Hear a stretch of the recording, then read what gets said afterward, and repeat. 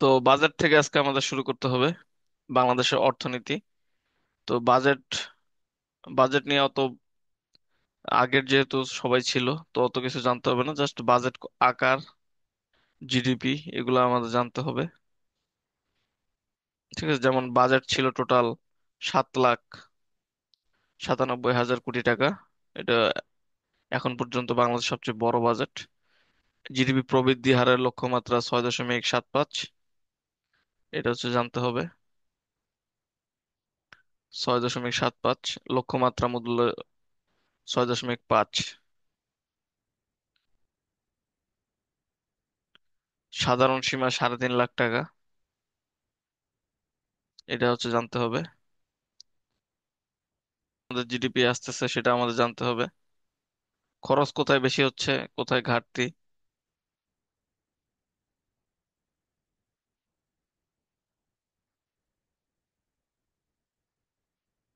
এই অর্থ বাজেট যেগুলো সমীক্ষা, সেটা কিন্তু প্রকাশ করে অর্থ মন্ত্রণালয়।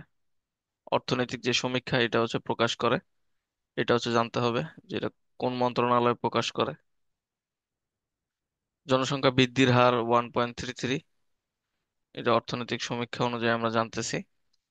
এই যে দেখো, পুরুষ নারীর অনুপাত কিন্তু দেখুন, নারী পুরুষ কিন্তু অনেক কমে গেছে, 96.3, আর পুরুষ হচ্ছে 100টা।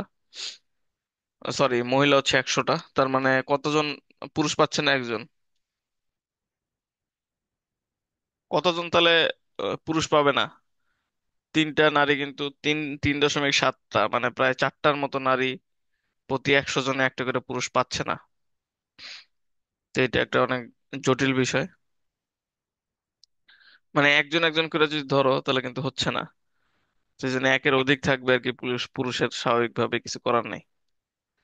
তোমরা দেখতেই পাচ্ছ, রেশিও অনুযায়ী এটাই দেখাচ্ছে। তো মেয়েরা দ্রুত বিয়ে করে ফেললো, নাহলে পুরুষের সংকট হবে পরে। তো জনসংখ্যার ঘনত্ব 1171 জন। মূল্যস্ফীতি, এটা হচ্ছে 9.74 হয়েছে এবার। তবে আয়ুষ্কাল, প্রত্যাশিত আয়ুষ্কাল এখন 72.3। মহিলাদের কিন্তু আয়ুষ্কালও বেশি, দেখো 73.8। সাক্ষরতার হার টোটাল হচ্ছে 77.9। সাক্ষরতা বানানটা খেয়াল করো, শয়ের নিচে কিন্তু ব নাই। ওই স্বাক্ষর হচ্ছে সাইন, আর এই স্বাক্ষর কিন্তু আলাদা। তো বানানটা খেয়াল রাখতে হবে।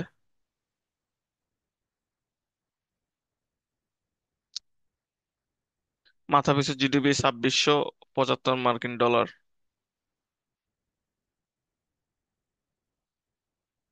এটা হচ্ছে অর্থনৈতিক সমীক্ষা 24 অনুযায়ী। শিশু মৃত্যু হার হচ্ছে 27 প্রতি হাজারে। মাথাপিছু আয় আর জিডিপি কিন্তু ভিন্ন ব্যাপার। এটা হচ্ছে মাথাপিছু আয়, আর এটা হচ্ছে মাথাপিছু জিডিপি। ঠিক আছে, দুইটা কিন্তু আলাদা জিনিস। দারিদ্র্যের হার বর্তমানে হচ্ছে 18.7%। এতটুকু জানলা। বাংলাদেশের সবচেয়ে বেশি প্রাথমিক পণ্য রপ্তানি হয় হচ্ছে কৃষিজাত পণ্য, যার মধ্যে সবচেয়ে বেশি হচ্ছে পাট। তোমরা জানো সবচেয়ে বেশি জনশক্তি রপ্তানি করে সৌদি আরবকে। কিন্তু সবচেয়ে বেশি আয় হয় আবার সংযুক্ত আরব আমিরাত থেকে। আর সবচেয়ে বেশি বিনিয়োগ আসে আবার যুক্তরাষ্ট্র থেকে। এগুলো সবকটি জানতে হবে। জিডিপিতে সবচেয়ে যে খাতের অবদান বেশি, সেটা হচ্ছে সেবা খাত। ঠিক আছে, আমাদের সেবা খাত থেকে আমরা সবচেয়ে বেশি জিডিপিতে আমাদের অনেক বেশি উন্নত হয়। মানে টাকা আর কি, সবচেয়ে বেশি ইনকাম করি আমরা সেবা খাত থেকে। সেবার মাধ্যমে, সেবা দেওয়ার মাধ্যমে আমরা সবচেয়ে বেশি ইনকামটা করি। আর যদি বলো যে প্রবৃদ্ধি হার সবচেয়ে বেশি কোনটা আমাদের প্রোগ্রেস করতেছে, সেটা শিল্প খাতটা আমাদের অনেক বেশি প্রোগ্রেস করতেছে। সবচেয়ে বেশি সাহায্য দেয় জাপানের জাইকা নামে একটা প্রতিষ্ঠান আছে, সেটা।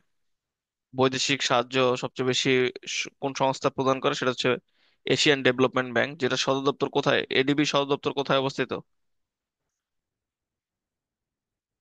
কোথায় এডিবি সদর দপ্তর? কে পারবা?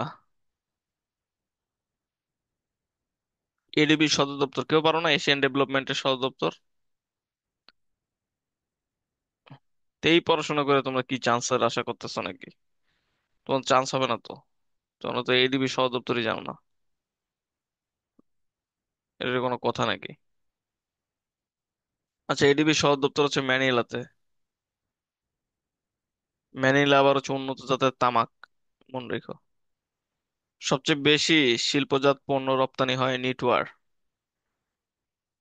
আর সবচেয়ে বেশি ওষুধ রপ্তানি করে বাংলাদেশ হচ্ছে মিয়ানমারে।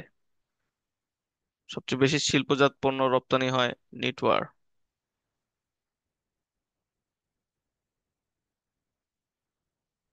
সবচেয়ে বেশি পণ্য আমদানি করে বাংলাদেশ ভারত থেকে, কিন্তু টাকার অঙ্কে হচ্ছে চীন থেকে সবচেয়ে বেশি আমদানি করে। এটা একটু খেয়াল রেখো। কি লেখা? যেটা একটু আগে বললাম, ওই সেম জিনিস এখানেও লেখা।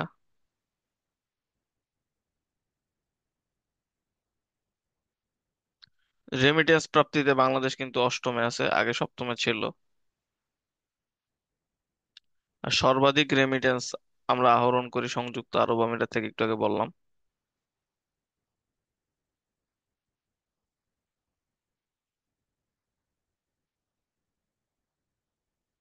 এই নিট ওয়্যার হচ্ছে আমাদের সবচেয়ে বেশি রপ্তানি করে, আমরা সবচেয়ে বেশি আম মানে লাভবান হই যুক্তরাষ্ট্রে। তৈরি পোশাক হচ্ছে জার্মানিতে আমরা রপ্তানি করি। আর কৃষিজাত পণ্য আমরা হচ্ছে যুক্তরাজ্যে রপ্তানি করি। তুমি এগুলো দেখলা জাস্ট। আর ভারত থেকে আমরা সবচেয়ে বেশি তুলা আনি। আর চীন থেকে আনি হচ্ছে পেট্রোলিয়াম জাত পণ্য সামগ্রী। বাংলাদেশে বর্তমান তফসিলিভুক্ত ব্যাংক হচ্ছে 62টি। রাষ্ট্রীয় মালিকানাধীন হচ্ছে 6টি। আর বিশেষায়িত হচ্ছে 3টি। সর্বশেষ তফসিলিভুক্ত ব্যাংক হচ্ছে নগদ digital bank PLC.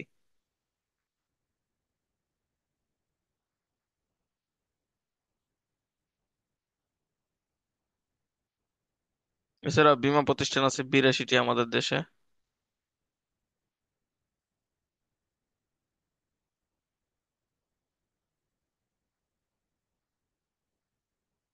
Pension scheme, এটা নিয়েও তো একটা জানা দরকার নেই, কারণ এটা পুরোটা বাতিল হবে।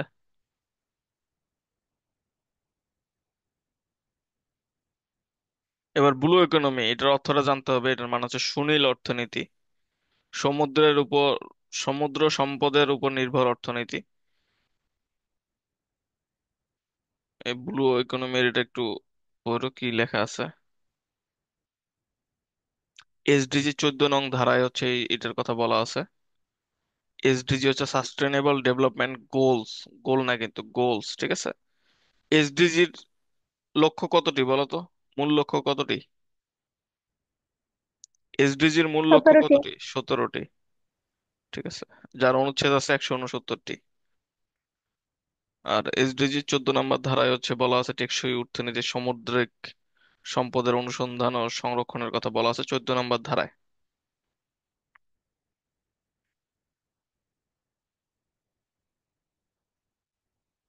ব্যাংক ইন্স্যুরেন্স সেবার উদ্বোধন করা হয় 1লা মার্চ 2024 জাতীয় বীমা দিবসে। বাংলাদেশের প্রথম ব্যাংক হিসেবে সিটি ব্যাংক এই ব্যাংক ইন্স্যুরেন্স সেবাটা চালু করে। ব্যাংক ইন্স্যুরেন্স সেবা সেবা, ঠিক আছে। 1ই মার্চ, এটা কিন্তু বীমা দিবস, এটা একটু জানতে হবে তোমাদের। 1লা মার্চ বীমা দিবস, ঠিক আছে।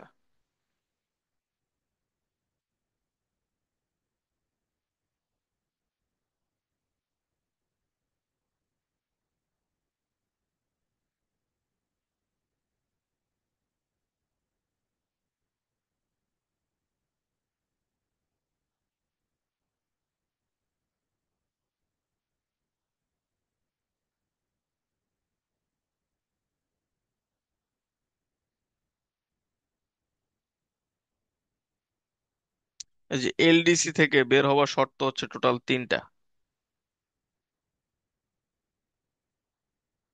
বর্তমানে এলডিসি ভুক্ত দেশ হচ্ছে 45টি, যার মধ্যে বাংলাদেশও কিন্তু একটি। আর বাংলাদেশ উত্তরণ করবে, উত্তরণ হবে টোটাল 5টা দেশ, যার মধ্যে বাংলাদেশও কিন্তু একটা। কত সালে? 2026 সালে। এলডিসি থেকে আমরা উত্তরণ কবে করব? 2000 কত সালে? 26 সালে। এই যে ফরেন ডিরেক্ট ইনভেস্টমেন্ট, এফডিআই, এটা প্রাপ্তিতে বাংলাদেশ হচ্ছে তৃতীয়। স্বল্পোন্নত দেশ থেকে উন্নয়নশীল দেশে উন্নীত হবার প্রাথমিক যোগ্যতা অর্জন করে বাংলাদেশ 2018 সালে। এই যে 2026-এ আমরা চূড়ান্ত ভাবে এলডিসি থেকে বের হব। আর 2018 সালে কি হয়েছে আমাদের, স্বল্পোন্নত থেকে উন্নয়নশীল দেশে আমরা আসছি। আর 2015-টা দেখার দরকার নেই।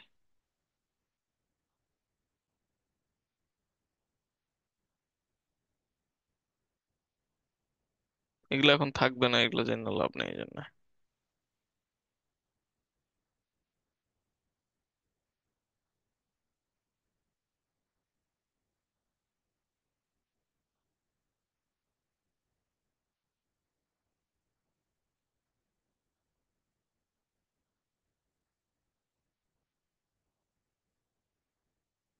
ওকে, এই কোশ্চেন গুলো আমি পড়াইলাম না, এই কোশ্চেন গুলো একটা বাদ দেওয়া যাবে না।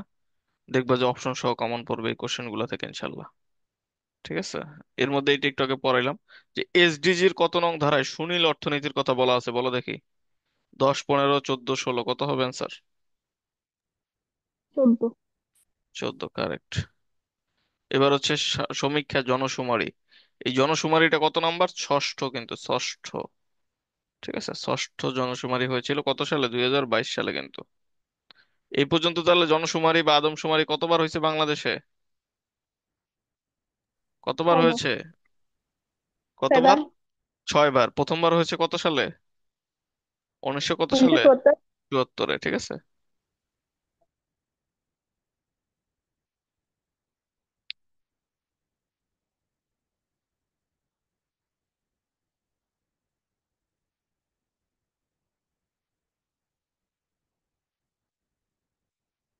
এইখানে কিন্তু আবার হচ্ছে তোমার, এটা কিন্তু আগে হয়েছে 2022 সালে, এই কারণে তখন নারী পুরুষের অনুপাত ছিল 98 আর 100। কিন্তু এখন এই যে 2024-এ যেটা, এখানে পুরুষকে আরো কমে গেছে।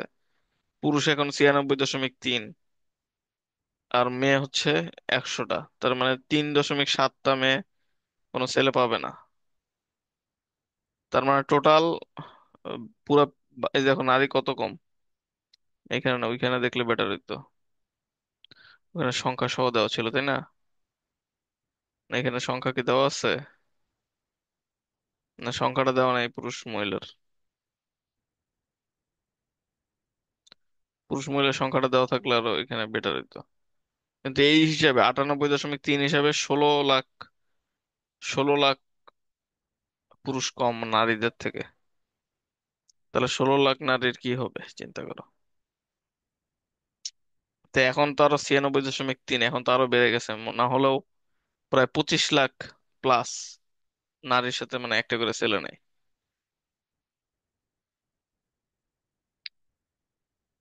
তো এই জন্য এটা লাগবে না, এটা হচ্ছে আগের ছিল।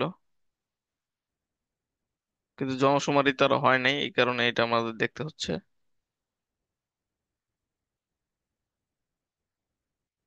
এবার হচ্ছে জনসংখ্যা বেশি কম, এগুলা নিয়ে একটু হিসাব।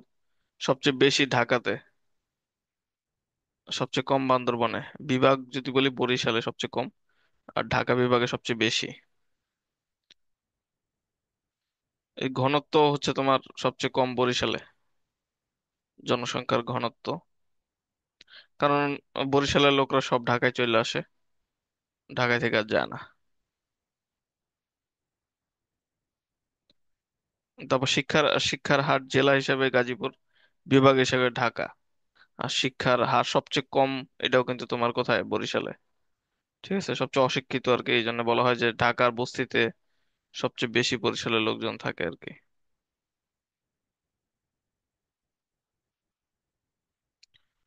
তারপর সাক্ষরতার হার হচ্ছে পিরোজপুর সবচেয়ে বেশি জেলা হিসাবে, আর ঢাকা হিসাবে হচ্ছে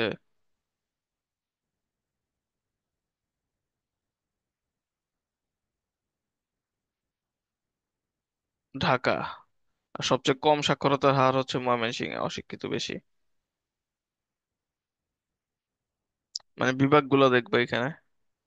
ক্ষুদ্র নৃগোষ্ঠী সবচেয়ে বেশি হচ্ছে চট্টগ্রামে, সবচেয়ে কম হচ্ছে বরিশালে, ক্ষুদ্র নৃগোষ্ঠী।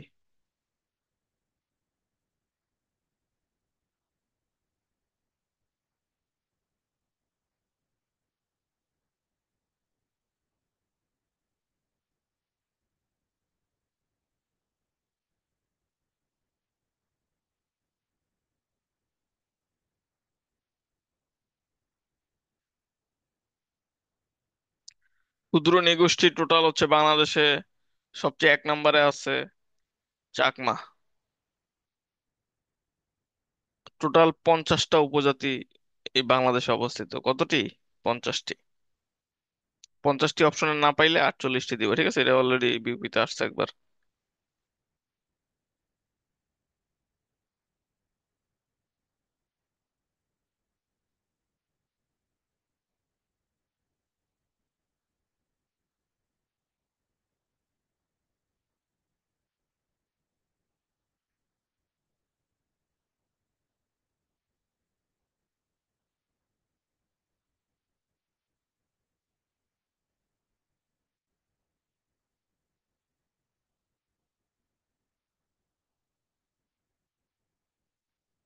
সাক্ষরতার হারে সবচেয়ে বেশি হচ্ছে বরিশাল বিভাগ, সবচেয়ে কম ময়মনসিংহ বিভাগ।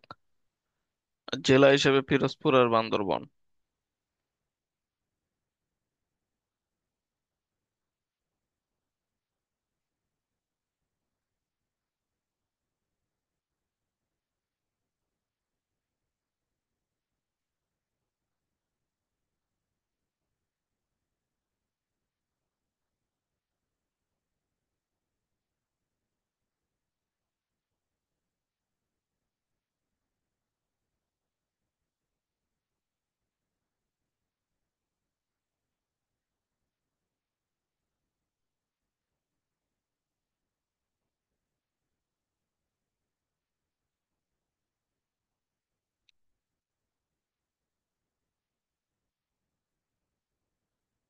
সবচেয়ে বেশি তেল মজুদ এবং সবচেয়ে বেশি রপ্তানি করে তেল হচ্ছে সৌদি আরব। অপেকভুক্ত, কিন্তু এটা খেয়াল রেখো। অপেকভুক্ত আবার সারা ভিন্ন হবে। এছাড়া যত কিছু উৎপাদনের শীর্ষ, শীর্ষ দেখলেই তোমরা চীন দিয়ে দিবে অ্যান্সার। ঠিক আছে, বায়োডিজেল হয়তো আসবেই না পরীক্ষায়। মানে উৎপাদনের শীর্ষে দেখলে বেশিরভাগ চীন অ্যান্সার হয়।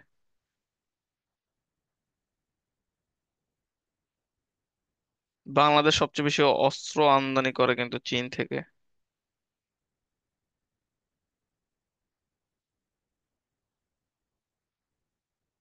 বাংলা কিন্তু মাতৃভাষার দিক থেকে পঞ্চমে। মাতৃভাষার দিক থেকে এটা দেখতে হবে। আর সর্বাধিক ভাষার দেশ পাপুয়া নিউ গিনি, অনেকবার পরীক্ষায় আসছে। সর্বাধিক বিদেশি ভাষা ব্যবহৃত হয় যুক্তরাষ্ট্রে। সর্বাধিক সাংবিধানিক ভাষার দেশ বলিভিয়া। সবচেয়ে কম ভাষার দেশ হচ্ছে উত্তর কোরিয়া, মাত্র একটা ভাষাই আছে, ওই যে কিম জং উনের দেশ। একটা ভাষাতে সবাই কথা বলে। ইউএনএফপিএ, এটা কিন্তু জনসংখ্যা বিষয়ক। ইউএনএফপিএ জনসংখ্যা, এটা মনে রেখো। এটা অনেকবার পরীক্ষা আসছে। ইউএনএফপিএ কি বিষয়ক সংস্থা? জনসংখ্যার বিষয়ক সংস্থা।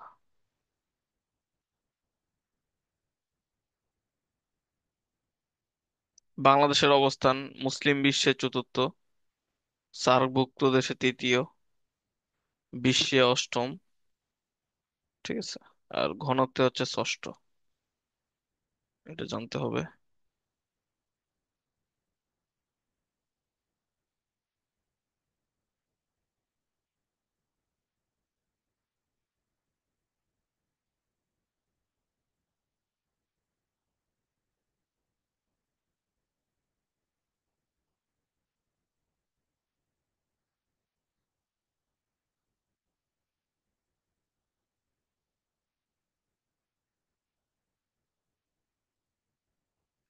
বাংলাদেশের সবচেয়ে বেশি বিনিয়োগ আসে হচ্ছে তৈরি পোশাক খাতে। বাংলাদেশ সবচেয়ে বেশি রপ্তানি করে, বারবার বলতেছি, নিটওয়ার। নিটওয়ার। আর বাংলাদেশে সবচেয়ে বেশি বিনিয়োগ করে হচ্ছে যুক্তরাষ্ট্র, মানে ইউএসএ।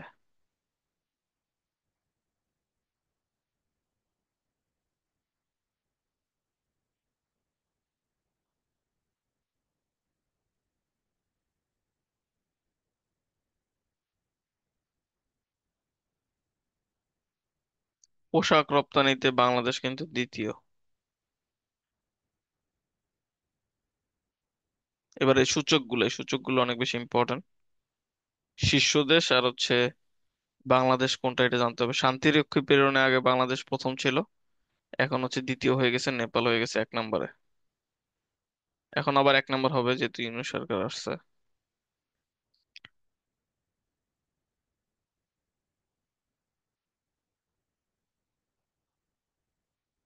এই যে গণতন্ত্র সূচক, এটা বারবার পরীক্ষায় আসে। এটাতে বাংলাদেশ হচ্ছে 75তম, আর 1 নম্বরে আছে ফিনল্যান্ড। সর্বনিম্নটাও দেখতে হবে, সেটা হচ্ছে আফগানিস্তান। ক্ষুধা সূচকে সবচেয়ে গরিব অবস্থায় হচ্ছে সোমালিয়া। শান্তি সূচক, শান্তিতে বাংলাদেশ 93তম, কিন্তু 1 নম্বরে আইসল্যান্ড। আর সবচেয়ে কম শান্তিতে আছে ইয়েমেন।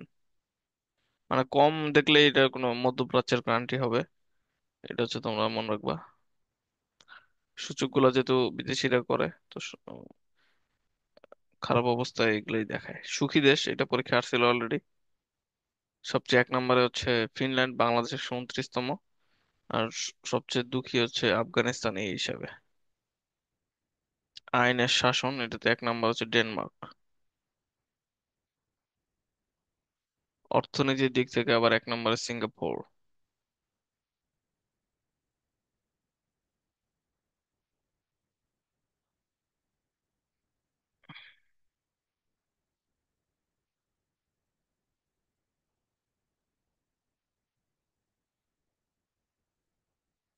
যে পাসপোর্টের দিক থেকে বাংলাদেশ কিন্তু 99তম, পিছনে খুবই।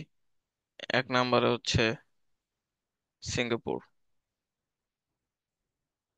এই যে মুক্ত গণমাধ্যম সূচক, এখানেও 1 নম্বরে হচ্ছে নরওয়ে। দুর্নীতি ধারণা সূচক, এখানেও 1 নম্বর হচ্ছে ডেনমার্ক। যেগুলো জায়গায় দিচ্ছি এগুলো দেখলেই হবে আশা করি। মত প্রকাশে 1 নম্বর হচ্ছে ডেনমার্ক।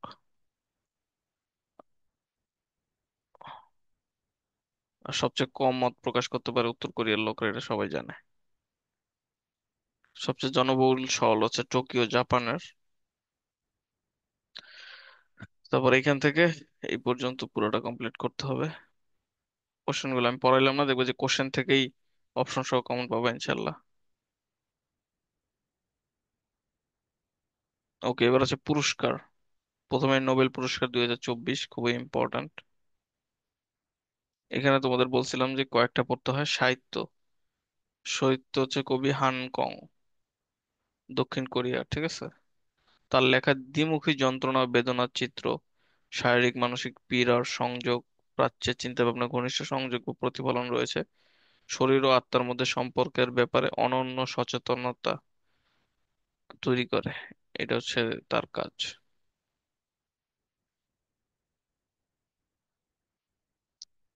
সাহিত্যে শান্তিতে পান হচ্ছে জাপানের একজন ব্যক্তি, তার নামটা লেখা নেই।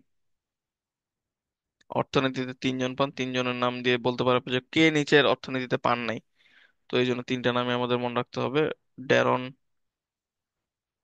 Acemoglu, Simon Johnson, James Robinson. ঠিক আছে, জনসন রবিনসন মনেই থাকবে। জাস্ট অ্যাসেমোগ্লু বা ড্যারন মনে রেখো। Daron Johnson Robinson, Daron Johnson Robinson, এভাবে মনে রেখো।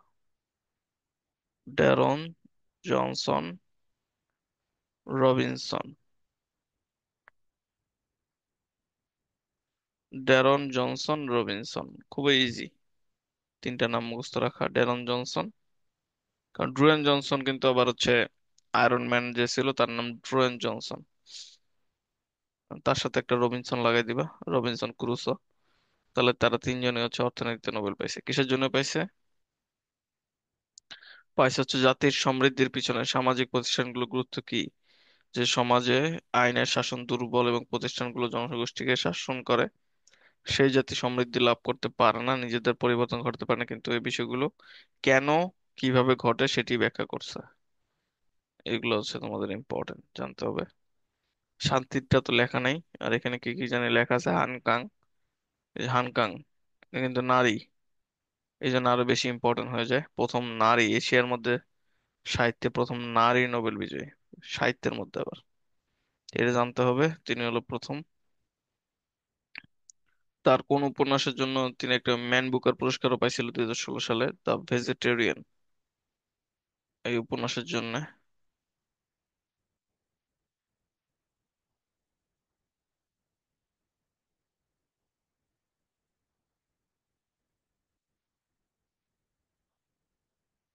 আর বাকি এগুলো না পড়লেও চলবে তোমাদের।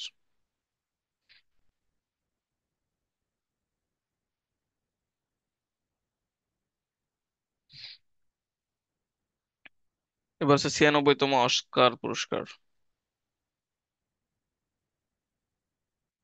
অস্কার পেয়েছে যে সেরা চলচ্চিত্র ওপেনহেইমার। অভিনেত্রী হচ্ছে এমা স্টোন ছিল অনেকের ক্রাশ। যে কি বলে এটাকে, তোমরা তাকে চিনবা, যারা চিনো না তাদেরকে চিনাই দেই। হ্যারি পটারের যে একটা মেয়ে থাকে না পিচ্ছি, সেটাই হচ্ছে এমা স্টোন, বড় হয়ে এখন আরো নায়িকা হয়েছে বড়। অভিনেতা হচ্ছে কিলিয়ান মার্ফি। আর পরিচালক অল টাইম, শুধু এবার না, all time best Christopher Nolan. অনেকগুলো অলরেডি ওর মুভি অলরেডি পাইছে আর কি। ক্রিস্টোফার নোলান, তার মুভিগুলো অস্থির হয়।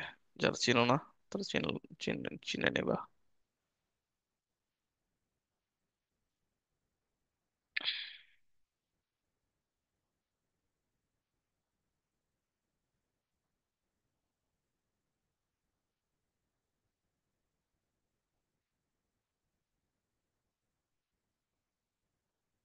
এবার আছে কান চলচ্চিত্র পুরস্কার।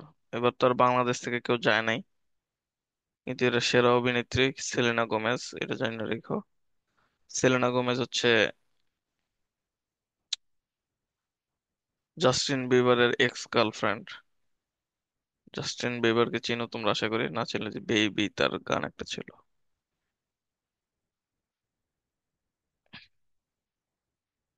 সেরা চলচ্চিত্র পাইছে হচ্ছে তোমার আনোর।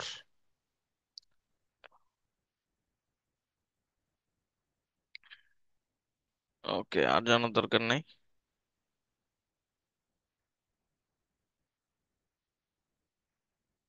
এবার হচ্ছে বুকার পুরস্কার আর ইন্টারন্যাশনাল বুকার পুরস্কার, দুটো কিন্তু ভিন্ন জিনিস।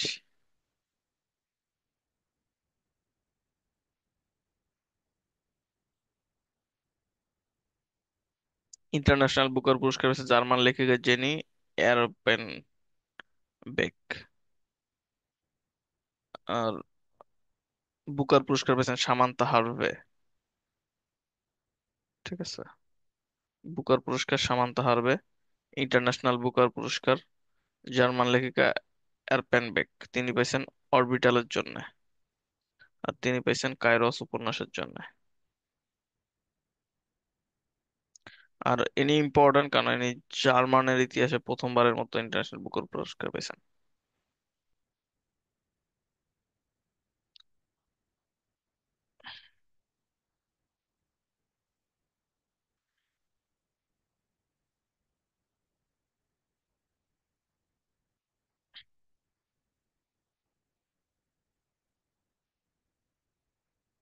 পুলিৎজার পুরস্কার পেয়েছে ইলন মাস্কের বিভিন্ন প্রতিষ্ঠানে অনিয়মের বিষয়ে অনুসন্ধানী প্রতিবেদনের জন্য রয়টার্স লাভ করছে। রয়টার্স কিন্তু বিশ্বের একটা ওয়ান অফ দা বেস্ট সংবাদ মাধ্যম বলা যায় না, এটা সংবাদ সংস্থা, যেটা হচ্ছে ফ্রান্স ভিত্তিক। লিখে রাখো, রয়টার্স কিন্তু ফ্রান্স ভিত্তিক। ঠিক আছে, রয়টার্স হচ্ছে ফ্রান্স ভিত্তিক।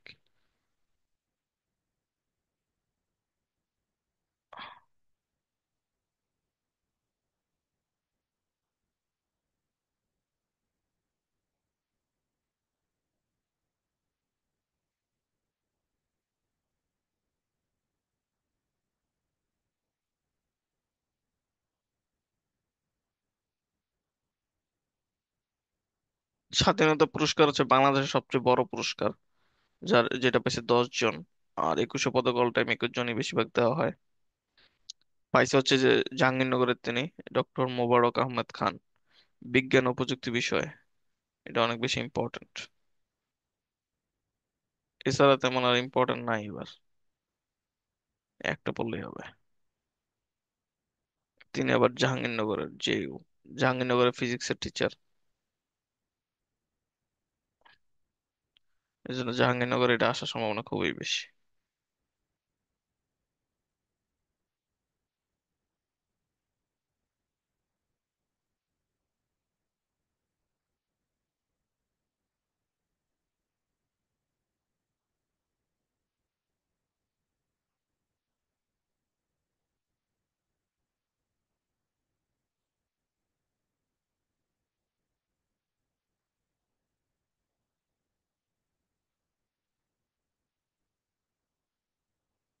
ওকে, তারপর হচ্ছে পুরস্কার, এখান থেকে 1 থেকে 10টা কোশ্চেন পড়বা, ইনশাল্লাহ কমন পাবা। এবার হচ্ছে আন্তর্জাতিক সংস্থা। 79তম অধিবেশনে, কততম অধিবেশন? 79তম অধিবেশন। বাংলায় ভাষণ দেন 27 সেপ্টেম্বর ডক্টর মোহাম্মদ ইউনূস। এইটা খুবই ইম্পর্টেন্ট একটা কোশ্চেন। ঠিক আছে।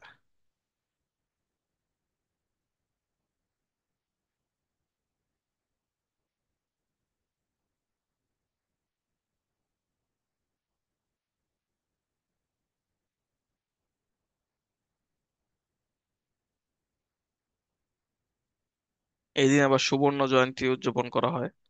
বাংলাদেশ 50তম, শেখ মুজিবুর রহমান প্রথম ভাষণ দিয়েছিল 25 সেপ্টেম্বরে। তো এটা এখন ইম্পর্টেন্ট, এখন এটা ইম্পর্টেন্ট তো। 17 সেপ্টেম্বর বাংলাদেশ 136তম সদস্য হয়েছিল এই জাতিসংঘের। এই রোহিঙ্গা সমাধান সংকটে 3টি প্রস্তাব দেন হচ্ছে ডক্টর মোহাম্মদ ইউনূস।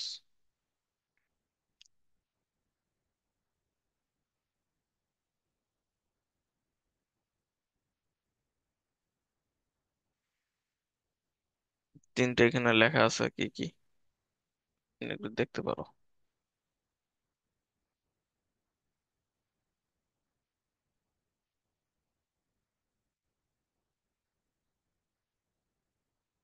এই যে তার মধ্যে দ্বিপাক্ষীয় বৈঠক হয় জো বাইডেনের সাথে 24 সেপ্টেম্বর, এটা ইম্পর্টেন্ট। যে আমেরিকার প্রেসিডেন্টের সাথে বাংলাদেশের প্রেসিডেন্ট দ্বিপাক্ষীয় বৈঠক করছে, এটা কিন্তু রেয়ার। শেখ হাসিনা অনেকবার চেষ্টা করছে টয়লেটের পাশে গিয়া বসেছিল, তাও কিন্তু পারে নাই, কিন্তু তিনি পারছেন। এই যে বাংলাদেশ সরকারের অন্তর্বর্তী সরকারের প্রথম বিদেশ সফর, জাতিসংঘ সদর দপ্তর নিউ ইয়র্কে 24 সেপ্টেম্বরে। পুরোটাই ইম্পর্টেন্ট, একদম বোল্ড করে রাখো, মানে আসবেই, মিস নাই।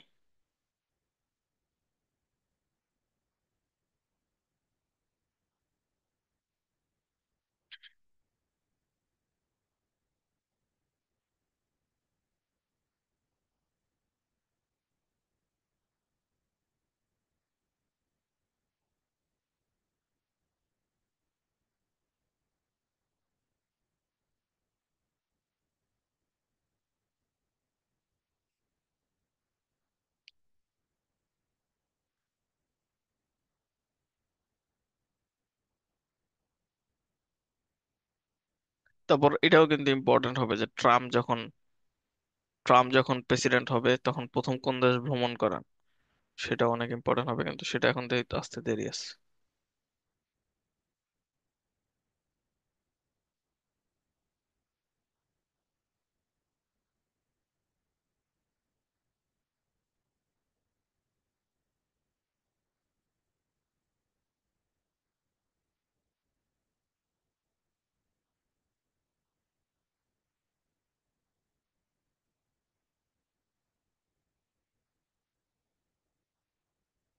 এটা একটু দেখো কি লেখা।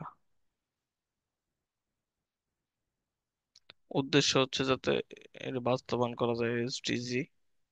বাংলাদেশ এটার 73তম সদস্য পদ হয়েছে। ঠিক আছে, 13ই জুন 2024। এটা একটু দেখো, গ্লোব নেটওয়ার্ক 73তম সদস্য।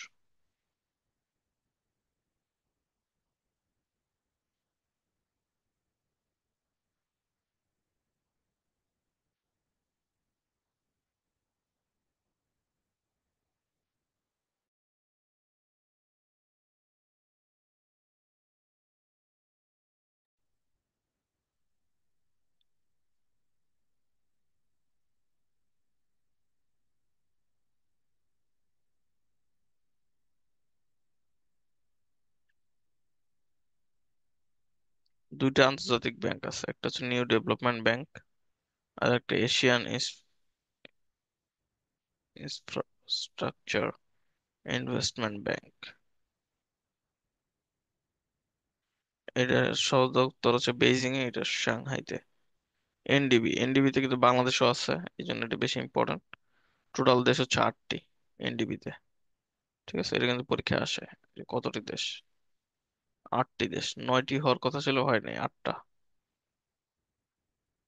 ব্রিক্সের 5টা, আর বাংলাদেশ, আরব আমিরাত আর মিশর, এই হলো বাকি আরো 3টা।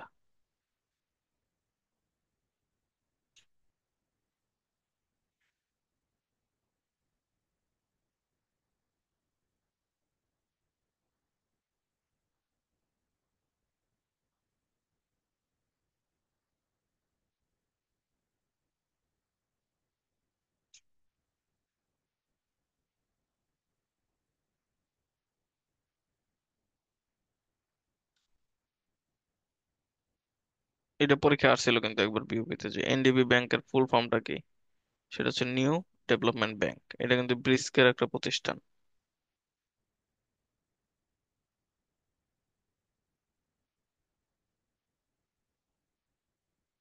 এই ব্রিক্সের এই এনডিবি ব্যাংক কিন্তু ব্রিক্স ব্যাংক নামে পরিচিত আছে, যেটা সদর দপ্তর হচ্ছে সাংহাইতে, চীনের। ভবনটার নাম আবার ব্রিক্স টাওয়ার।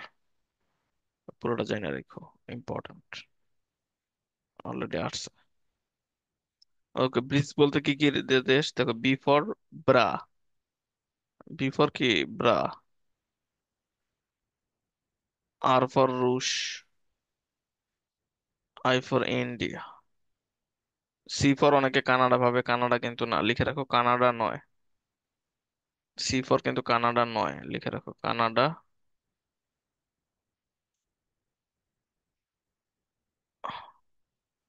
নয়। চায়না, ঠিক আছে। চায়না, সি ফর কিন্তু কানাডা নয়, চায়না। এই সিটা অনেকে ভুল করে শুধু। আর এস ফর সাউথ।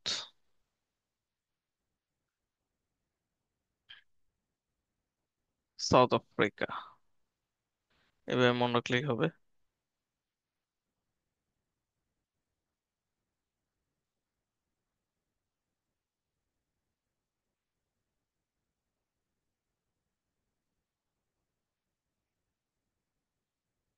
2009 সালে চালু হয়েছে, এতটুকু জানলেই হবে, বেশি কিছু জানতে হবে না।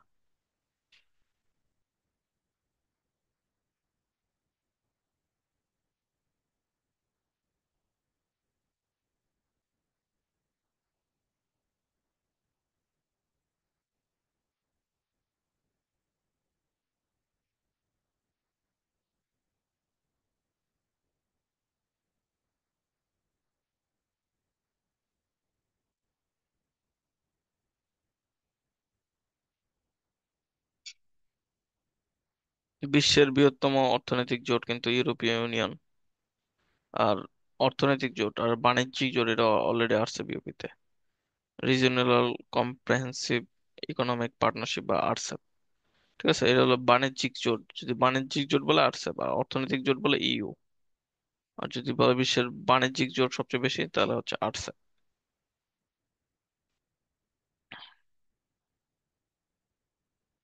আরসেপ অপশনে না থাকলে আবার অ্যান্সার হবে ডব্লিউটিও নোট, এটা দেখে নিও।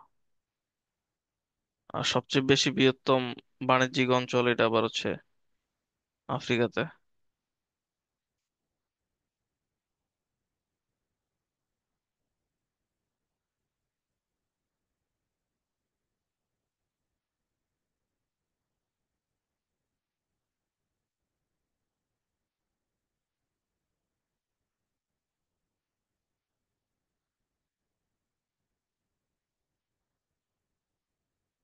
যে বিআরআই থেকে নাম প্রত্যাহার করে হচ্ছে জি7 ভুক্ত দেশ ইতালি। বেল্ট রোড ইনিশিয়েটিভ, যেটা হচ্ছে চাইনিজ, চাইনিজ একটা প্রোপাগান্ডা। বিআরআই।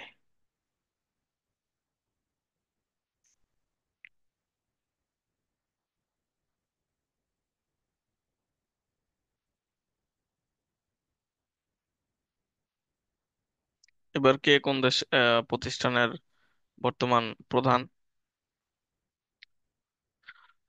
ওয়ার্ল্ড ব্যাংকের হচ্ছে অজয় পাল সিং বাঙ্গা। অজয় বাঙ্গা। বুঝতেই পারতেছো, ইন্ডিয়ান।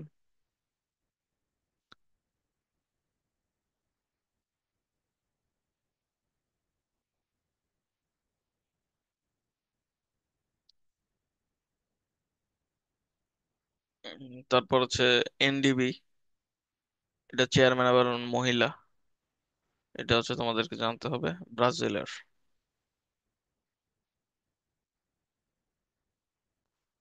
মানে ভারতীয় বংশোদ্ভূত কিন্তু অ্যাকচুয়ালি ভারতীয় না, যুক্তরাষ্ট্রের নাগরিক। এটা কিন্তু জানি না।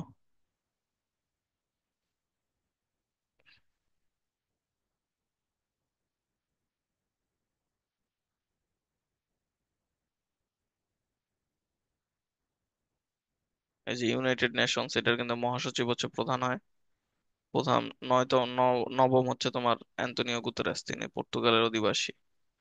এই পুরোটাই জানতে হবে। এখান থেকে প্রশ্ন আসছে অলরেডি কয়েকবার, আরো আসবে।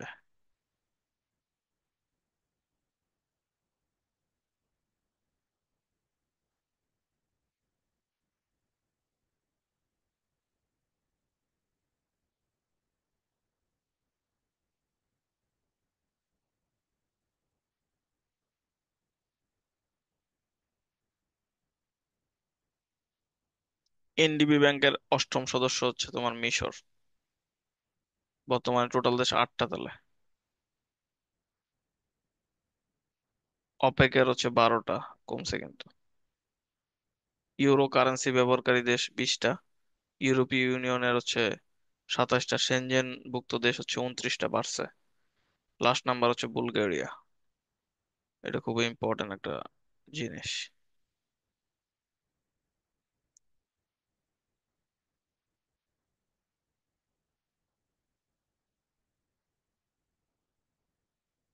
ইউরোপীয় ইউনিয়নে লাস্ট ঢুকছে ক্রোয়েশিয়া, এটাও ইম্পর্টেন্ট। ইউরোপীয় ইউনিয়ন এবং ইউরো কারেন্সি ব্যবহার করতেছে, এই দুইটাতেই লাস্ট হচ্ছে ক্রোয়েশিয়া, ইম্পর্টেন্ট। আসিয়ান কিন্তু আগে 10টা ছিল, এখন একটা কান্ট্রি ঢুকছে, সেটা হচ্ছে পূর্ব তিমুর। আর পূর্ব তিমুরের রাজধানী একবার পরীক্ষায় আসছিল। পূর্ব তিমুরের রাজধানী কে পারবা? কি নাম? আচ্ছা, লিখে রাখো, পূর্ব তিমুরের রাজধানীর নাম দিলি। কি নাম? দিলি। দিল্লি না কিন্তু, দশিকের দি, লয়কের লি। দিলি পূর্ব তিমুরের রাজধানীর নাম। বিউপিতে কিন্তু রাজধানীও আসে।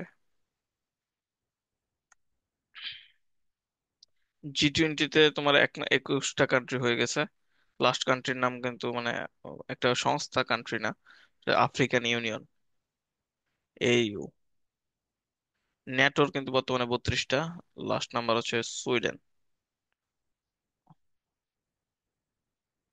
কমনওয়েলথে কিন্তু তোমার 56টা, লাস্ট হচ্ছে টোগো। আফ্রিকান ইউনিয়নের লাস্ট হচ্ছে মরক্কো।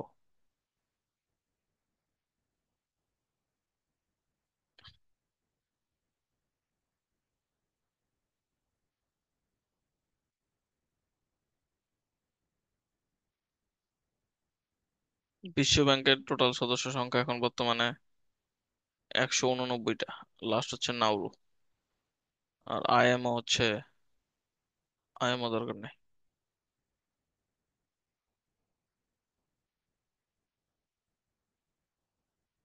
IMF দরকার আছে, 191টা, এটা অলরেডি কয়েকবার পরীক্ষা আসছে।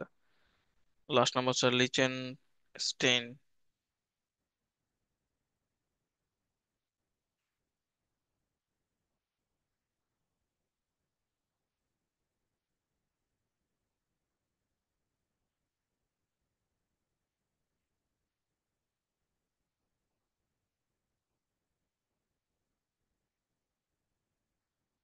আফ্রিকান ইউনিয়ন, যেটা বললাম একটু আগে, 55টা, লাস্ট নাম্বার মরক্কো।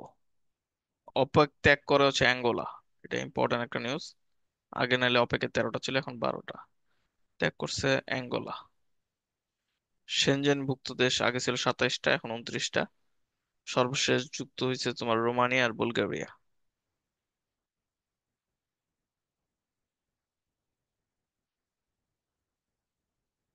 এই যে আসিয়ানের নতুন প্রাথমিক মনোনয়ন পেয়েছে পূর্ব তিমুর। পূর্ব তিমুরের রাজধানীর নাম কি বললাম আমরা? দিল্লি। দিল্লি হচ্ছে রাজধানী। এটা অলরেডি কিন্তু পরীক্ষায় আসছে। দিল্লি হচ্ছে রাজধানী পূর্ব তিমুরের।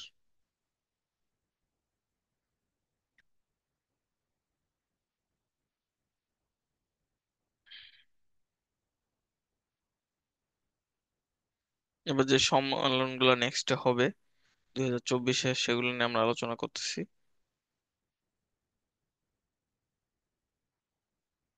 তো বিমস্টেক যেটা বাংলাদেশ আছে সেটা আমাদের জানতে হবে।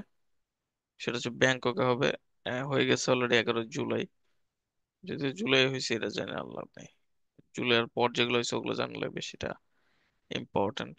যেমন G20 কিছুদিন আগে হয়েছে, রিও ডি জেনেরিওতে। ব্রিক্স এরটা হয়েছে কাজান, রাশিয়াতে। এটা ইম্পর্টেন্ট কারণ এখানে অনেকগুলো দেশ গিয়ে রাশিয়াকে ভরপুর সমর্থন দিয়ে আসছে। তো ব্রিক্স এরটা ইম্পর্টেন্ট বেশি অন্যগুলোর থেকে।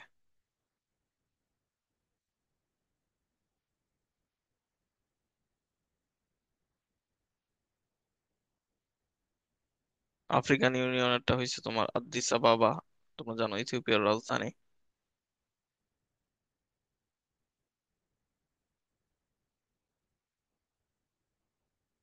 ওয়ার্ল্ড ইকোনমিক ফোরাম এটা হচ্ছে দাভোস, সুইজারল্যান্ডে। সদর দপ্তর এখানে।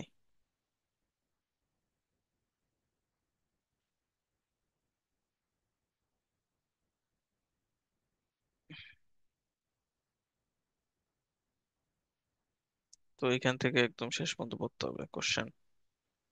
এবার স্পাস এক্স স্টারশিপ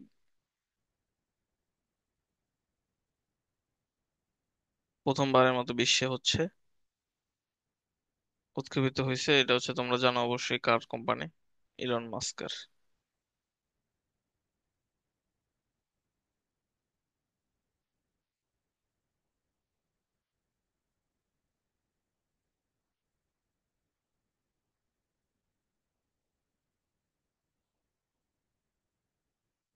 এটা হচ্ছে মঙ্গল গ্রহে মানুষের বসতি স্থাপনের জন্য একটা মাইল ফলক।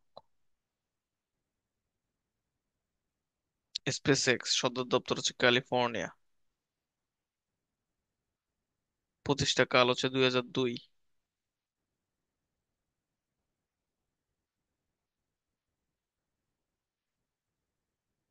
স্টারলিংক এটা হচ্ছে ইলন মাস্কের একটা স্যাটেলাইট ভিত্তিক ইন্টারনেট সেবা দানকারী প্রতিষ্ঠান।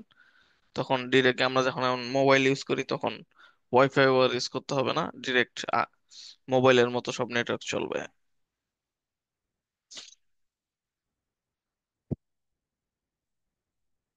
স্টারলিংকের মতো আরেকটা হচ্ছে নিউরালিংক। এটা মানুষের ব্রেনে একটা চিপ দিয়ে দিবে আর কি ভিতরে। এই জায়গায় ফুটো করে একটা চিপ দিয়ে দিবে। ওই ব্রেনের মাধ্যমে সবকিছু কন্ট্রোল করা যাবে। এটা বলে নিউরোলিংক। এই যে মস্তিষ্কে তারবিহীন চিপ স্থাপন অলরেডি করা শেষ 29 জানুয়ারি 2024-এ। ডেঞ্জারাস তখন মনে করো মানুষকে কন্ট্রোল করা আর সহজ হয়ে যাবে যারা কন্ট্রোল করতে চাবে। টেলিগ্রাম এখন কিন্তু অনেক বড় একটা পপুলার। তো টেলিগ্রাম 2013 সালে যাত্রা শুরু করলো, পপুলার এখন হয়েছে। টেলিগ্রামের প্রতিষ্ঠাতা হচ্ছে পাভেল দুরভ আর নিকোলাই দুরভ, দুইজন। পাভেল দুরভ, নিকোলাই দুরভ। এই দুরভ নাম দেখে তোমরা বুঝবো যে কারা এরা। রাশিয়ান এরা দুজনে, ঠিক আছে? দুরভ টেলিগ্রামের প্রতিষ্ঠাতা। দুজনের নামের সাথে কি আছে? দুরভ আছে।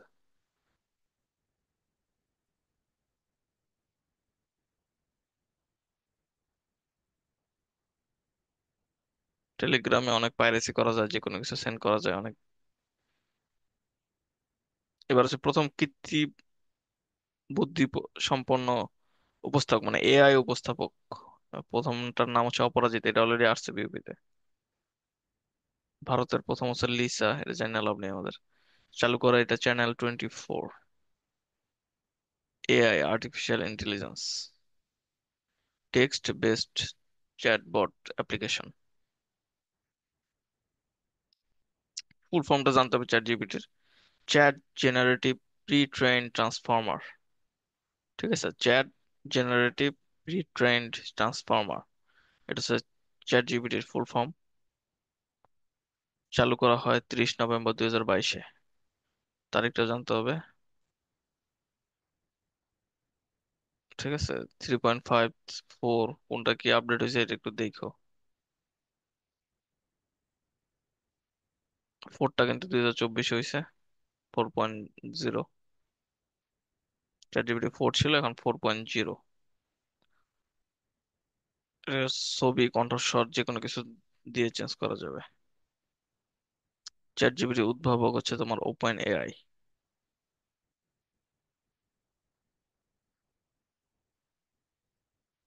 সদর দপ্তর হচ্ছে সান ফ্রান্সিসকোতে।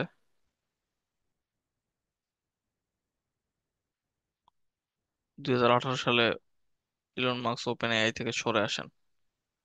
কিন্তু এনার প্রতিষ্ঠাতার নাম দরকার আছে কি নাম, স্যাম অল্টম্যান।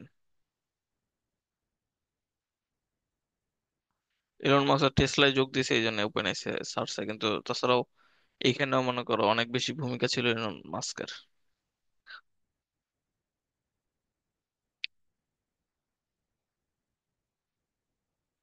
ওপেন এআই প্রতিষ্ঠা করা হয় 2015-তে। এটার প্রধান যে অল্টম্যান।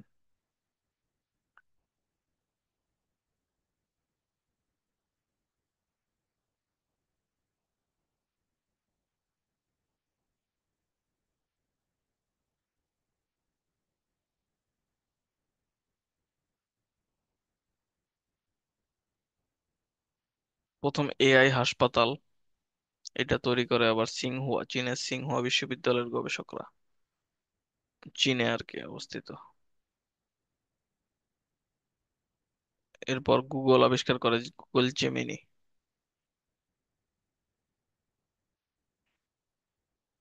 বিং আবিষ্কার করে আবার মাইক্রোসফট।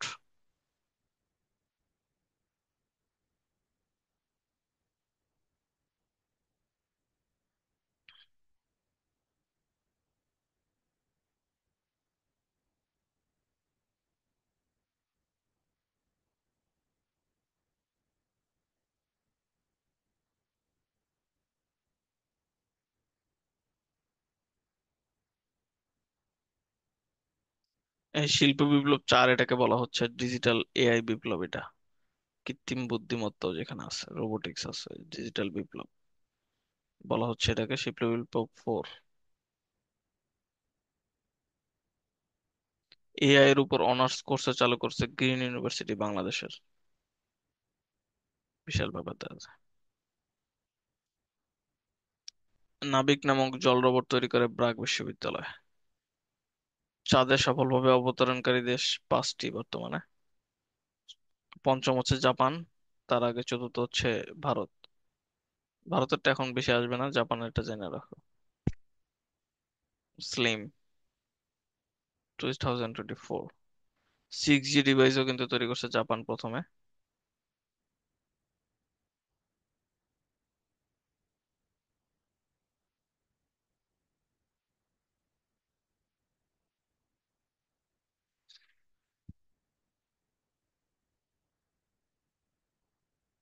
মেঘনা ক্লাউড, এটা হচ্ছে বাংলাদেশের প্রথম ক্লাউড ডেটা সেন্টার।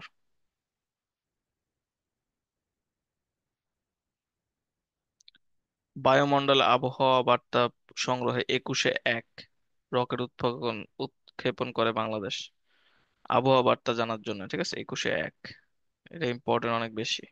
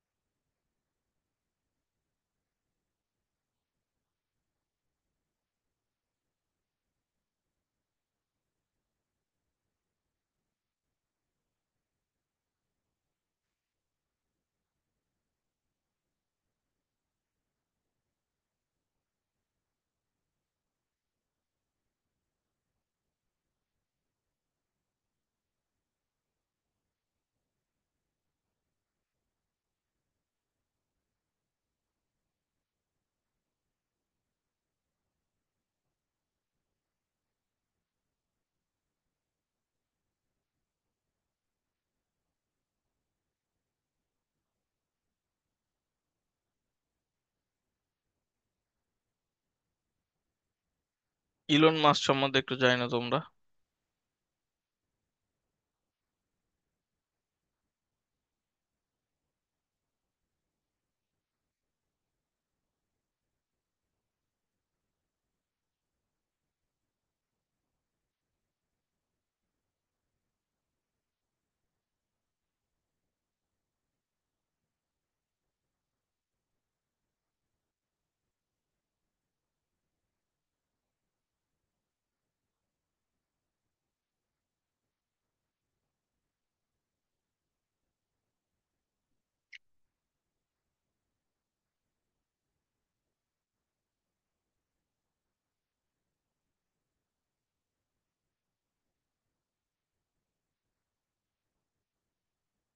টিং টং বিশ্বের প্রথম এআই শিশু।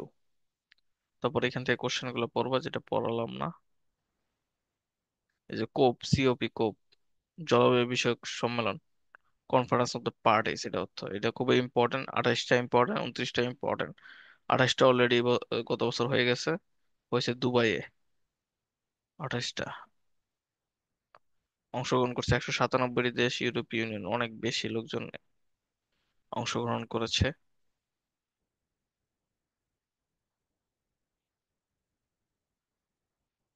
এই যে 29তমটা ইম্পর্টেন্ট, যেটা হবে বাকুতে 2024, অলরেডি হচ্ছে এটা। 30তমটা হবে ব্রাজিলে। এই দুইটাই তোমাদের মুখস্থ থাকতে হবে, পরীক্ষা দেখবে এখান থেকে আসবে ইনশাল্লাহ। আরো ডিটেল পড়তে এখানে স্ক্যান করে পড়তে পারবা। প্রথম বৈঠক হয়, এটা হচ্ছে 1994 সালে। প্রতি 2 বছর পর পর হয় বলা হচ্ছে, কিন্তু আসলে প্রতি বছরই হয়। 5 জুন, এটা হচ্ছে বিশ্ব পরিবেশ দিবস। ইউনেপ, এটা হচ্ছে তোমার পরিবেশ বিষয়ক একটা সংস্থা। 2024 সালে পরিবেশের বিষয়ক আয়োজক দেশ ছিল সৌদি আরব।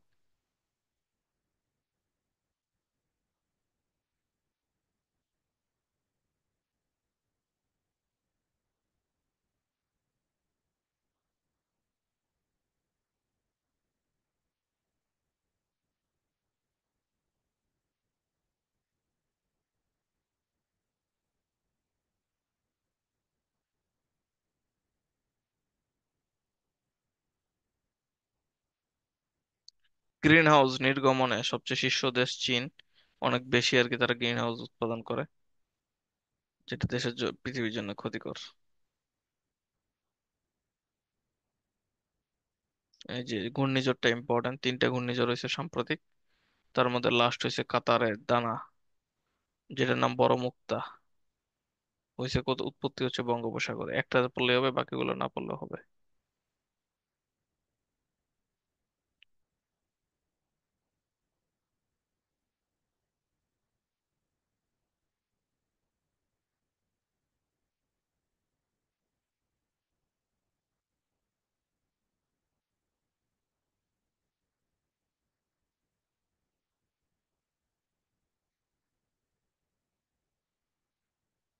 এই যে বাংলাদেশের কিন্তু 1লা অক্টোবর 2024 সুপার শপে পলিথিন পলিথিন ব্যাগ নিষিদ্ধ করা হয়েছে।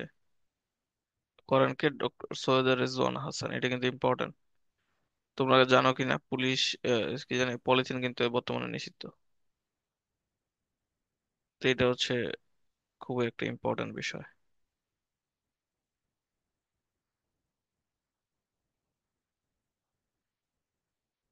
পলিথিনের বিকল্প হচ্ছে সোনালী ব্যাগ, যেটা আবিষ্কার করছে মোবারক আহমদ খান।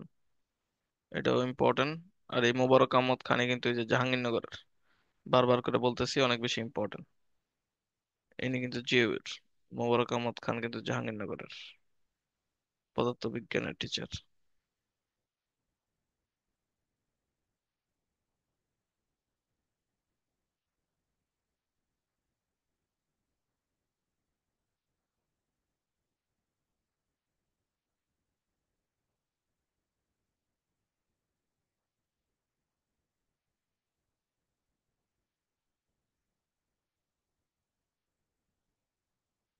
বাংলাদেশের প্রথম এবং একমাত্র সমুদ্র বিষয়ক জাতীয় প্রতিষ্ঠান, সমুদ্রবিদ্যা বিষয়ক, ঠিক আছে? রামু কক্সবাজারে অবস্থিত। নাম হচ্ছে বৌরি। বাংলাদেশ ওশানগার পেক রিসার্চ ইনস্টিটিউট, বৌড়ি, BORI, বৌড়ি। কোশ্চেন গুলো পড়ে নিবা। তার মধ্যে একটা বলে দে, 30 নাম্বারটা কোথায় হবে? বেলেতে, বেলে ব্রাজিলে।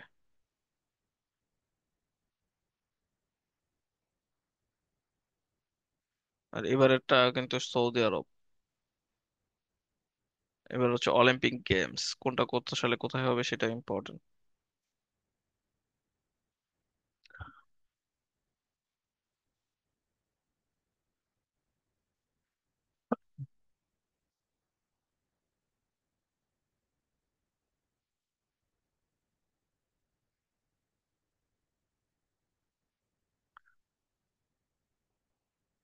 ওকে, 33তম যে 2024-এ হয়েছে সেটা আয়োজন করেছিল প্যারিস, ফ্রান্সের। অংশগ্রহণকারী দেশ ছিল 32টি। এর পরের বার কিন্তু বাড়বে 48টা এর পরের বার থেকে।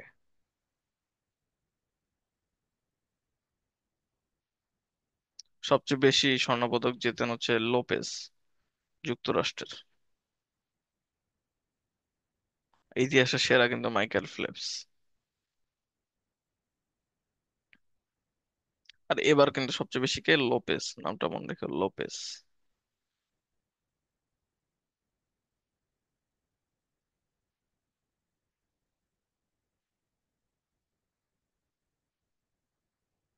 পদক তালিকায় শীর্ষ দেশ হচ্ছে তোমার অবশ্যই আমেরিকা, অ্যাজ ইউজুয়াল।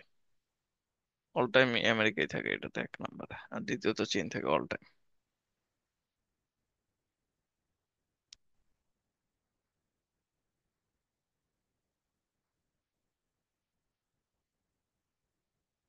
এই যে পাকিস্তানের বিপক্ষে ঐতিহাসিক টেস্ট জয় করছে বাংলাদেশ।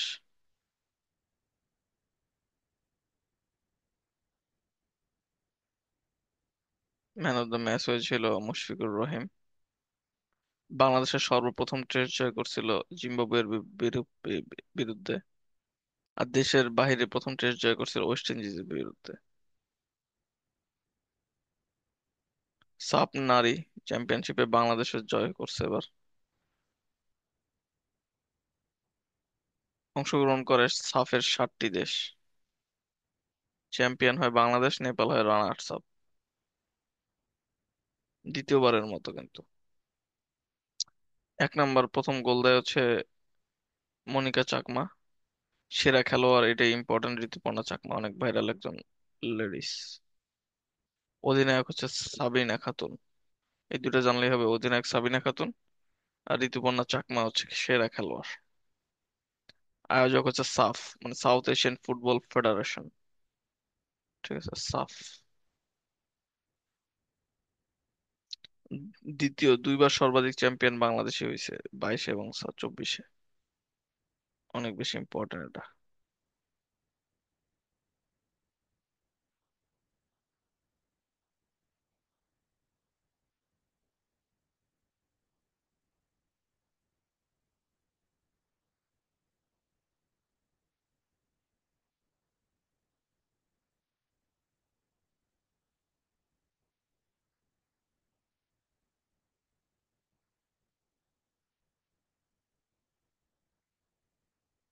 বাংলাদেশের ক্রিকেট বোর্ডের সভাপতি কিন্তু চেঞ্জ হয়েছে, তার নাম ফারুক আহমেদ।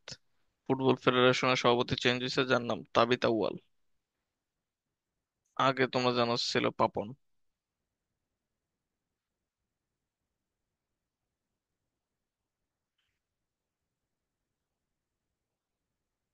বাংলাদেশের প্রথম আম্পায়ার হিসেবে আইসিসির এলিট প্যানেলে যুক্ত হন শরফুদ্দৌলা ইবনে শহীদ সৈকত। 300 উইকেট শিকারী বোলার হচ্ছে মুস্তাফিজুর রহমান, আর প্রথম ছিলেন সাকিব আল হাসান। মুস্তাফিজুর রহমান একটা ইম্পর্ট্যান্ট।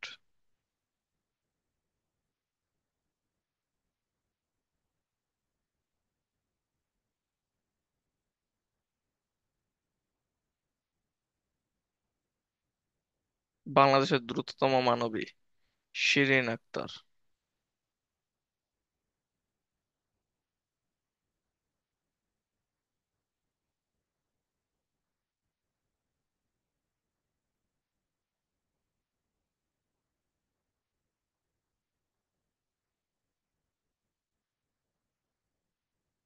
বিরাট কোহলি যদি আসার সম্ভাবনা কম, আসবেই না মনে হয়।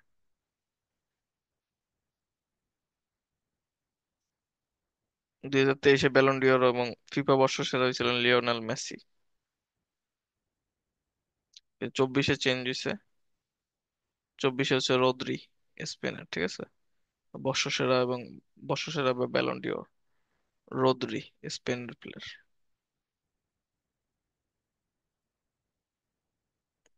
আর কিপারের মধ্যে হচ্ছে এমিলিয়ানো মার্টিনেজ, আর্জেন্টিনার। দুইটা নামই জানি না।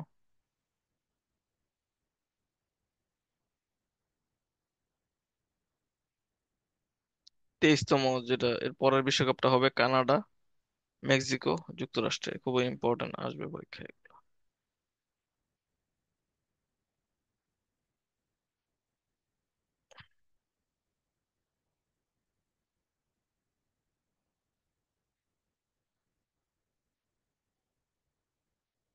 সুরকৃষ্ণ চাকমা অনেক বেশি ইম্পর্টেন্ট। ঢাকা বিশ্ববিদ্যালয়ের প্রথম লাইট ওয়েট চ্যাম্পিয়ন হয় বিশ্বের মধ্যে।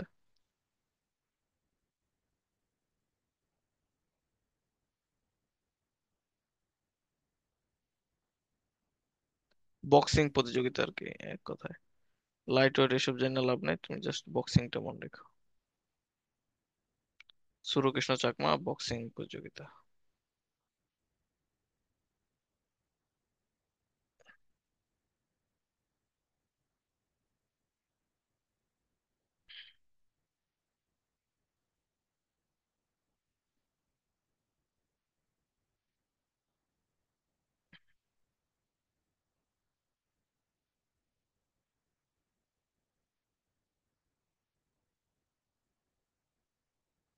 ওকে, অলিম্পিক গেমস 34তম 2028-এ হবে যুক্তরাষ্ট্রে। বেশিরভাগ খেলাই যুক্তরাষ্ট্রে হবে পরের গুলা, এই জন্য তোমাদের মনে রাখা সহজ। 26-এরটা হবে 23তম বিশ্বকাপ ফুটবল, ঠিক আছে। ফুটবল একটা, একটা হলো অলিম্পিক্স। সেটা যুক্তরাষ্ট্র, কানাডা, মেক্সিকো, তিনটা দেশ অংশগ্রহণ করবে, কিন্তু 48টি দেশ।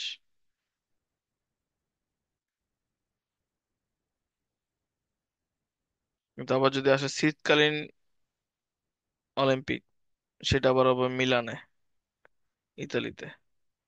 আর যদি আসে যে তোমার পরের গ্রীষ্মকালীন, 2028-এ যেটা, সেটা কিন্তু গ্রীষ্মকালীন।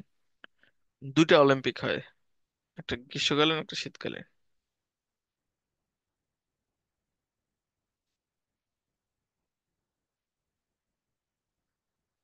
বিশ্বকাপ ক্রিকেটের পরেরটা হবে কোথায়? দক্ষিণ আফ্রিকা, জিম্বাবুয়ে, নামিবিয়া। এতটুকু জানলেই হবে, বেশি জানতে গেলে আবার মাথা ঘুরবে। ওকে, এখান থেকে এখানে পড়বা। এবার আর এক পেজই আছে, 2 পেজ। যাদের আমরা হারিয়েছি, বিশ্বের যাদের হারিয়েছি তাদের একটু দেখে নিই, যারা ইম্পর্টেন্ট বেশিরভাগ।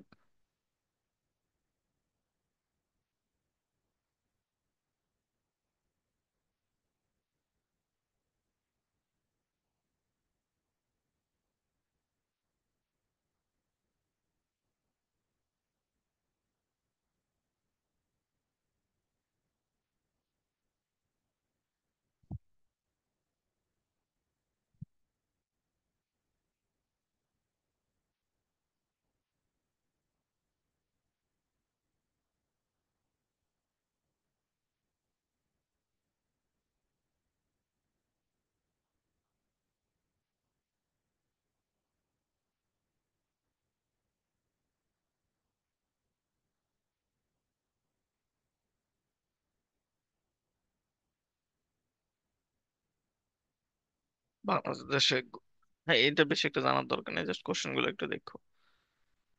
একটি, বাংলাদেশের মাতার বাড়ি শুধু গভীর সমুদ্র বন্দর একটি। সমুদ্র বন্দর টোটাল হচ্ছে 3টি, গভীর হচ্ছে একটা। আন্তর্জাতিক বিমানবন্দর হচ্ছে 3টি।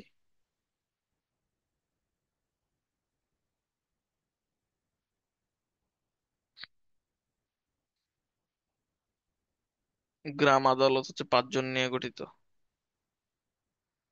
ইপিজেড বর্তমানে 9টি, 9 নাম্বারটা হচ্ছে পটুয়াখালী ইপিজেড।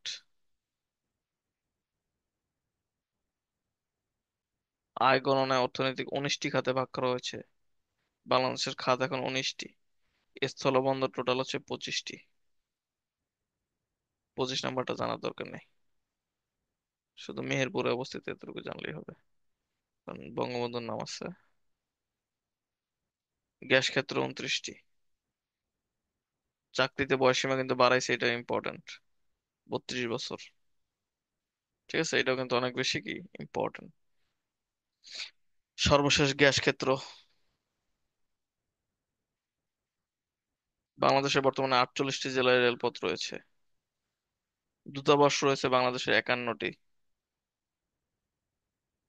নদী বন্দর আছে 52টি। সর্বশেষ হচ্ছে সিলেট নদী বন্দর, সিলেটে অবস্থিত।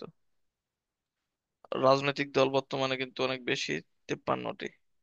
গণসংহতি ছিল, আগে ছিল কিন্তু 48টি, এখন বাড়ছে 53টি হয়েছে। পাবলিক বিশ্ববিদ্যালয় 55টি। বিশ্ববিদ্যালয়ের নাম জেনে লাভ নেই।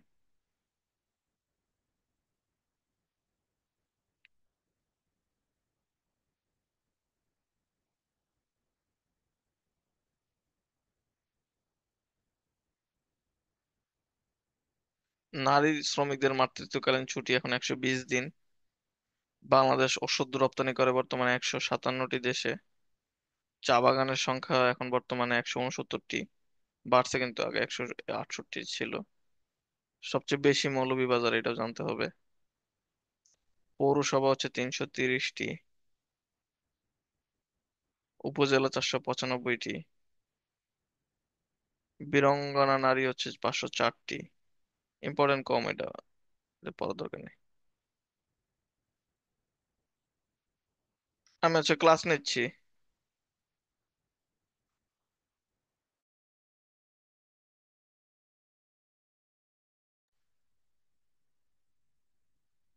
ক্লাস নেই।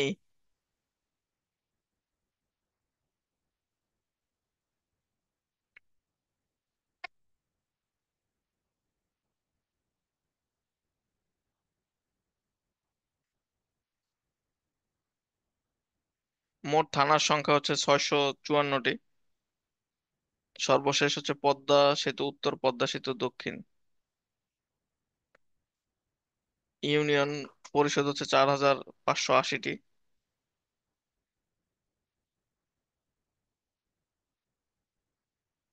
4580টি হচ্ছে ইউনিয়ন। এখান থেকে এখানে পড়বা।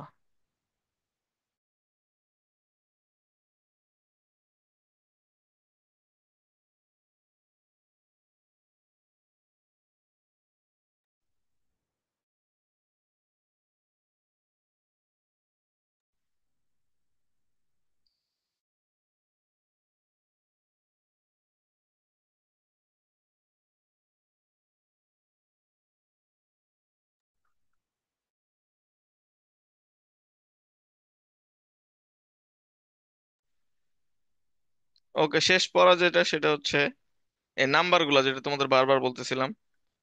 999, এটা মানে পুরো পৃথিবীর সবাই জানে যে পুলিশ যেগুলো আসে পরীক্ষায়, যে জাতীয় পরিচয়পত্র 105, ঠিক আছে। আর নারীদের ক্ষেত্রে যেটা ইম্পর্টেন্ট 109, নারী ও শিশু, ঠিক আছে। আর দুর্নীতি দমন যদি পাও তাহলে এখন 106 কল দিয়ে দিবা। এগুলো কিন্তু তোমরা অ্যাপ্লাই করবা রিয়েল লাইফে, জাস্ট যে পড়লা সেটা না। আমি নিজেই 2বার পুলিশে ডাক দিছিলাম 999-এ।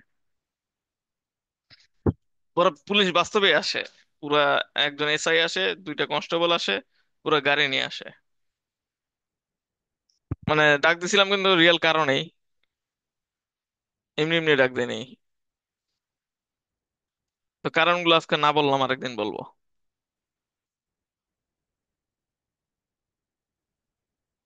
মানে জীবনে পুরা মনে করো আহ অনেক বড় বড় গ্যাঞ্জামে। তো ওইসব নিয়ে আমরা পরে আলোচনা করবো এখন।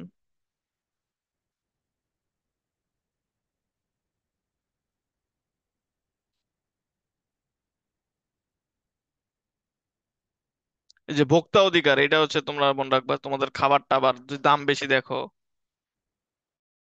তাহলে হচ্ছে এইটাতে ভোক্তাতে, ঠিক আছে। তো তোমাদের কোনো কোশ্চেন থাকলে আমাকে তোমরা জানাও। আর না থাকলে তাহলে শেষ, আমি তোমাদের শিটটা দিয়ে দিচ্ছি। ওকে, হ্যাঁ। আল্লাহ হাফেজ সবাই। অ্যাম্বুলেন্সের ওইটা জানি কত?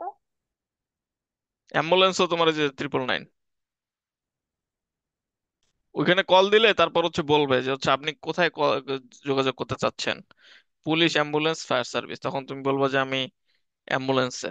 আর যদি পুলিশ বলো তাহলে পুলিশের কাছে লোকাল একটা এসআই যে হচ্ছে 999-এর জন্য রেডি থাকে অল টাইম। এগুলো বেশি ঢাকায় আর কি কাজ করে, আমি দুইবার কল দিয়ে দেখছি, একবার ঢাকা একবার সাভারে। গ্যাঞ্জাম লাগছিল আর কি। তো এটা নিয়ে বললাম না তোমাদের ডিটেলে, কারণ এগুলো ভালো না, কিন্তু অনেক সময় অনেকে করে, তখন কিছু করা থাকে না। ও, ওকে, আরো বাকি এগুলো একটু দেখবো, এগুলো বেশিরভাগ আসে ঢাবিতে আসে বেশি, ডিউতে আর কি বেশি আসে, এছাড়াও জাহাঙ্গীরনগরও আসছে অলরেডি। কিন্তু জাহাঙ্গীরনগরের কোশ্চেন আবার রিপিট কম হয়, কিন্তু তাও আবার এই বছর আসতেও পারে, বলা যায় না। আর এমনি তো জানার জন্য জানলা, বিশেষ করে 109টা ইউজ করবা যদি কখনো বিপদে পড়ো মেয়েরা তোমরা, ইনস্ট্যান্ট কল দিয়ে দিবা।